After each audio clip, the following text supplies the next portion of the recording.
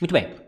Então vamos lá, pessoal. Vamos entender aqui os participantes. Então a gente tem, óbvio, eu estou resumindo, tá, pessoal? Isso aqui é uma aula introdutória, tá? Apesar de parecer um pouco complexa, ela é uma aula introdutória, tá?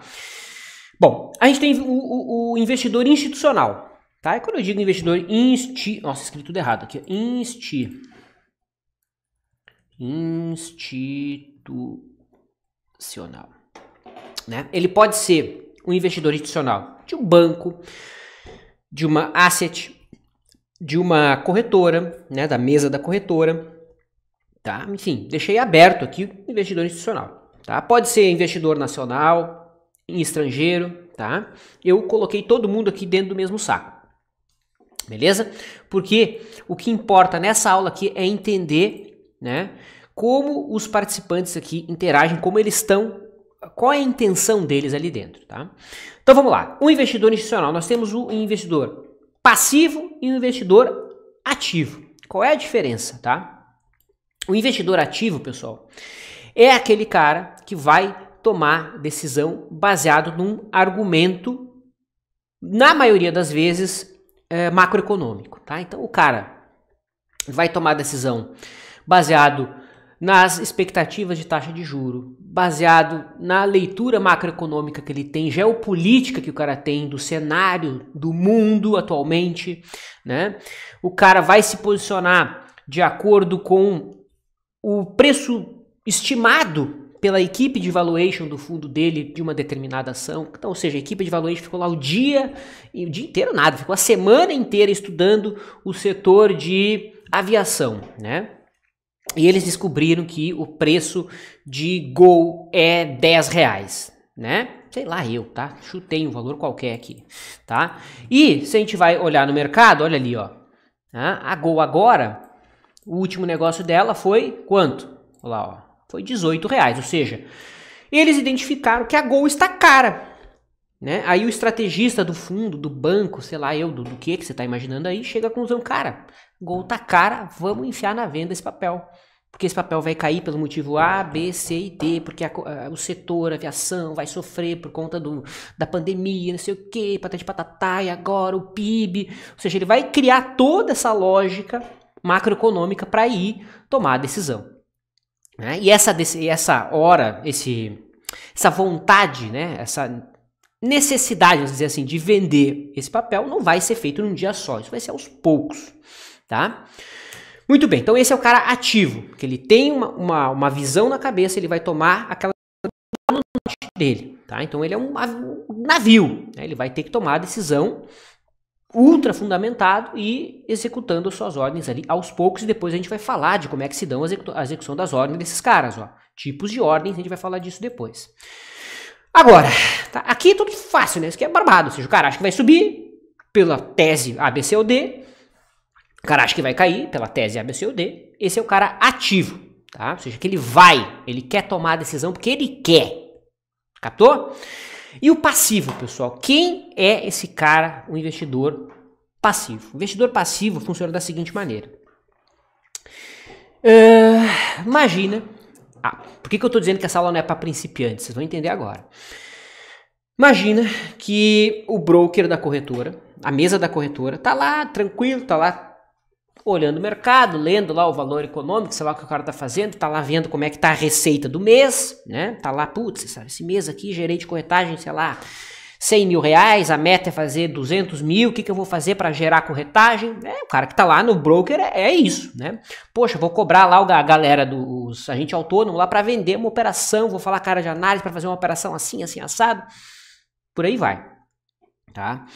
Até que chega uma ordem, o cara tá lá na sua mesa e chega uma ordem na mesa desse cara, que diz o seguinte, né? Olá, senhor Zezinho, né? Eu tenho um cliente aqui e ele quer comprar R$100 mil de opções de Azul. Pronto, já que estamos falando ali do setor de aviação, né? Azul. Tô dando um exemplo. Beleza. Quer comprar o quê? Call ou put? Ele vai dizer, ele quer comprar call. Né? Ele quer comprar R$100 mil em calls de Azul. Tá? O que esse cara vai fazer? Esse cara, ele vai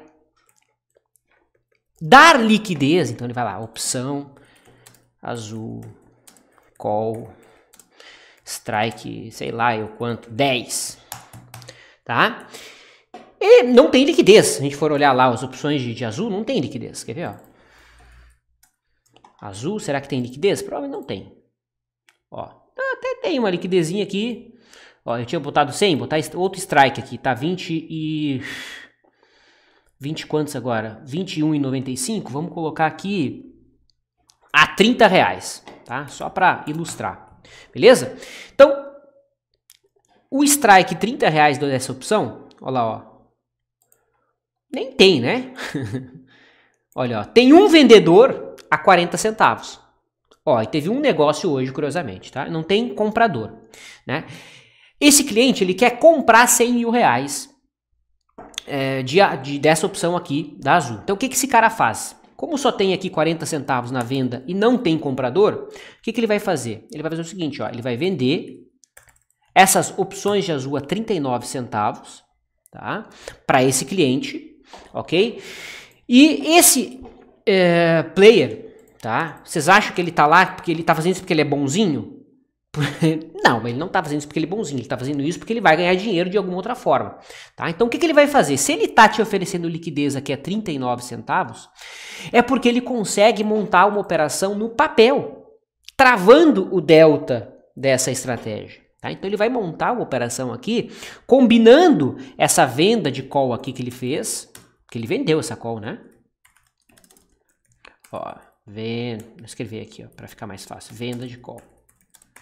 Tá? Ou seja, esse cara aqui ele está vendido numa call, numa opção de compra. Quem está comprado é o cliente, entendeu? Ou seja, ele deu liquidez para o cliente, só que ele não pode ficar vendido. Por quê? Se ele fica vendido, o mercado sobe, ele se lasca. A função dele é dar liquidez, tá? Então o que ele faz? Ele vai ou no papel, ou ele vai numa outra opção de compra zerar o delta dessa operação. Entendeu? Ele vai zerar o delta, tá? Para entender o que é zerar delta, isso aí a gente vai ver numa aula de opções. Calma. Supondo que esse cara queira zerar o delta aqui no papel, tá? Porque ele está vendido em call e ele quer zerar o delta. Ele vai lá e compra o papel. Ou seja, ele precisa comprar o papel. Ele não quer comprar o papel. Ele precisa. Ele é obrigado a comprar o papel. Entendeu? No mesmo momento em que ele oferece essa ordem de venda para o cliente lá comprar, executou a ordem na mesma hora, no mesmo segundo, no mesmo milissegundo, vai uma ordem de compra de Azul numa quantidade proporcional para zerar o delta dessa operação. Eu estou simplificando, porque essa ordem de compra poderia ser numa outra call, poderia ser numa put, poderia ser dos mais diferentes mercados. Mas aí eu te pergunto, esse cara quis comprar a call? Esse cara quis vender essa call aqui? Ele não quis vender, cara. Ele é o trabalho dele, entendeu? Ou seja, ele é um investidor passivo. Ele não quer. Não é a intenção dele agir diretamente. Ele está lá para dar liquidez. Entendeu?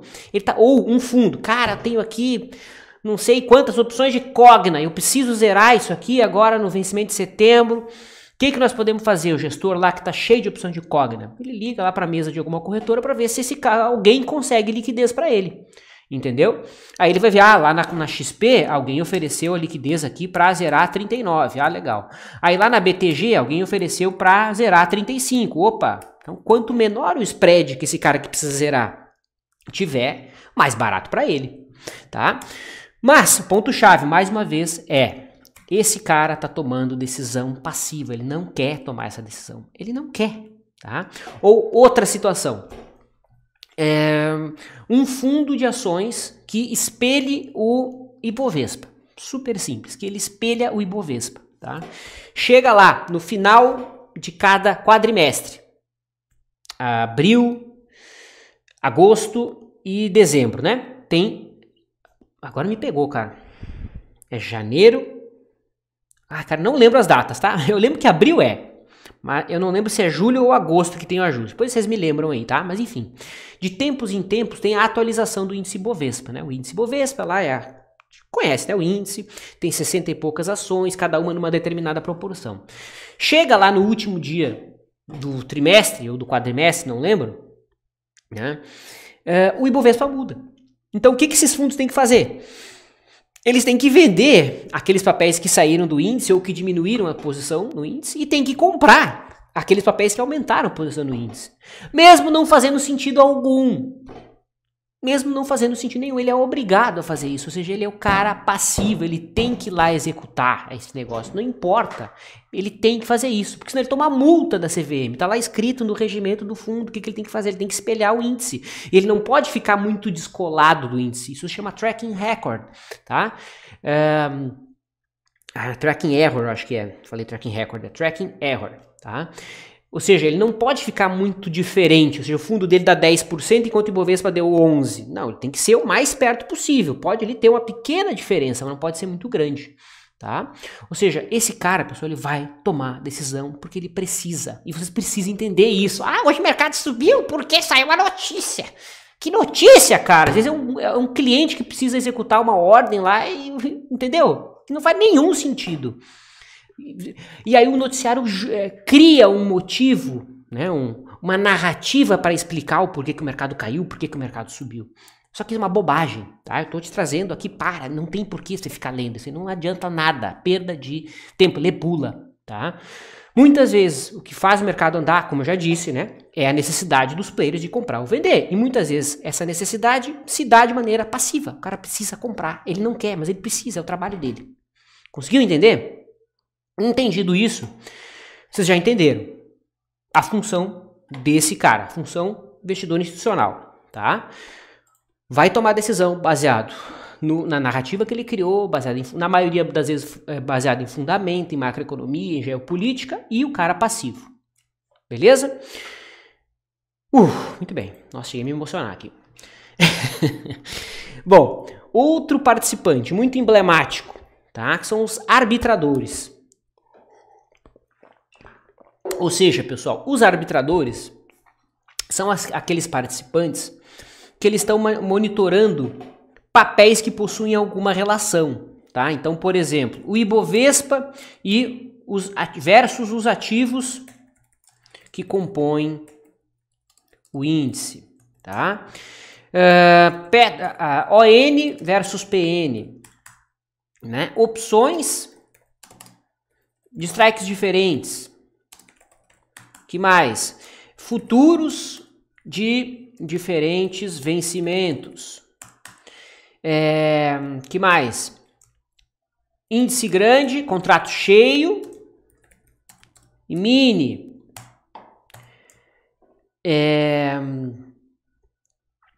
Nacional. Tô achando um termo bacana aqui. Botar assim, ação BR, né, que é o papel daqui, versus a ADR, que é o papel negociado lá fora.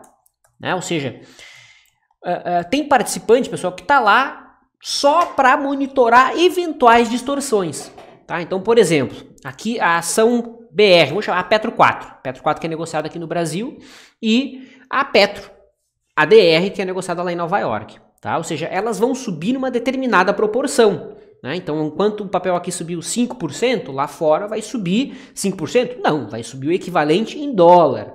Né? Ou seja, então o cara está sempre acompanhando essa relação. Opa, então caiu aqui, tem que cair lá fora. Caiu lá fora, tem que cair aqui. Se tem uma distorção muito grande, né? Ou seja, o papel aqui caiu demais e lá fora caiu menos, levando em consideração o dólar, o que o cara faz? Ele compra aqui e vende lá fora. Ou seja, ele monta uma operação sem risco. De uma maneira bem grosseira aqui, tá? Sem risco, porque ele está operando só essa distorção que aconteceu. Aqui, contrato cheio e mini. Mini índice e o índice grande. Tá? O cara está monitorando lá os dois contratos. Um está 100 e... Quanto que está o índice agora? O índice... O INV20. Lá, o índice está 102,090. E o IND V20... Olha, ó, tá 102,060, mas mais uma vez, porque os dois fecharam, né? Se tivesse aberto agora, vocês iam ver que eles iam estar no mesmo preço, tá? Se tem uma distorção muito grande, ou seja, um variou 100 pontos e o outro que deveria ter andado esses mesmos 100 pontos não andou, o que o arbitrador vai fazer? Ele vai vender aquele cara que subiu muito, né? O índice grande que subiu, sei lá, 100 pontos a mais, né? Ele vai vender o índice grande e vai comprar o mini, esperando que esses 100 pontos, que os dois retornem ali, porque são papéis iguais, né, que deveriam andar iguais. Quando tem uma distorção, o arbitrador entra lá para fechar essa janela, tá? Contratos futuros de diferentes vencimentos, tá? Então, sei lá, o milho de diferentes vencimentos. Se não há algum motivo fundamental por trás, né, tem vários robôs e players monitorando isso. Opções, mesma coisa, né? Então tem lá uma opção que não tem liquidez, né? Tem uma grande diferença entre comprador e vendedor. Alguém comprou demais, foi a mercado e comprou demais de uma opção, né? Ou seja, o player que estava lá na pedra dando liquidez, vendeu, o que ele tem que fazer? Ele vai ter que comprar uma outra opção para zerar aquilo, né? Ou seja, foi uma pequena distorção que aconteceu. E essa distorção aqui pode ser de preço, pode ser de volatilidade. Tem cara que está sempre acompanhando isso. Outra coisa que eu não coloquei aqui, distorção entre ações do Ibov versus o índice futuro. Tá? Mesma coisa, certo? Mesma coisa. O que mais? Tem robô que monitora BOVA 11 e índice futuro, certo? BOVA 11, cesta de ações do Ibovespa. Cara, tem milhares, não vou dizer milhares, tem centenas de robôs monitorando isso aqui. Isso aqui não é para pessoa física, tá? É só para mostrar que, mais uma vez, muitas vezes o cara está acompanhando a distorção, houve uma grande distorção aqui em BOVA, né? Ou seja, sei lá, por algum motivo subiu demais, alguém precisou comprar uma grande quantidade, a BOVA subiu demais, o cara que estava monitorando essa distorção foi lá e vendeu o BOVA e comprou o índice. Então, olha que entrou um cara comprando não sei quantos contratos de índice. Sim, ele está fazendo uma arbitragem lá com a BOVA, cara. Não é porque ele acha que vai subir, ele está só travando a posição dele. Entendeu? Então isso é importante de ser dito, tá? Que são os arbitradores, a função desses caras no mercado, tá? Então, isso aqui, mais uma vez, só coloca mais uma tese, só corrobora mais uma vez a inutilidade de ficar acompanhando notícia. Porque muitas vezes os players precisam executar ordens sem intenção, né? Ou seja, o cara está comprando lá uma opção porque ele vendeu outra, e ele precisa comprar aquela outra opção para zerar o delta ou para não ficar direcional, sei lá eu qual motivo, tá? Então esses são os arbitradores que acompanham mercados semelhantes e operam distorções. Outro participante, os market makers, tá? Então o market maker, pessoal, é o cara que está lá para dar liquidez, ou seja, ele é muito parecido aqui com o investidor passivo. Ele é um investidor passivo, né? Só que esse cara aqui, né, o investidor passivo, ele está lá para ganhar ali do cliente, né? Óbvio, para ganhar um spread daquela operação. O market maker, a função dele é dar liquidez, ele tem que estar na pedra. O que é estar na pedra? Está no book de ofertas, como comprador e vendedor, oferecendo liquidez. Tem um programa lá na Bovespa para isso. Quer você ser market maker? Você pode ser market maker, óbvio. Sei lá que estrutura você tem que ter, mas você pode, né? Enfim, não sei se pessoa física pode ser market maker. Mas enfim, esse cara tá lá comprando e vendendo, e ele vai colocar a ordem de compra e venda numa opção, por exemplo, ou num papel, mas na maioria das vezes é em opções, tá? Em pontos aonde, se alguém comprar do preço que eu estou vendendo, eu vou conseguir fazer um trade no papel ou comprar uma put e eu vou ficar travado. Se alguém vender para mim no preço que eu estou comprando, né, eu vou vender o papel, vou vender uma put, sei lá o que eu vou fazer para não ficar direcional. Então o market maker, a função dele é dar liquidez. Vamos ver se eu acho aqui o market maker. Market Maker. Que mais é da Luana? Não, Market Maker. B3.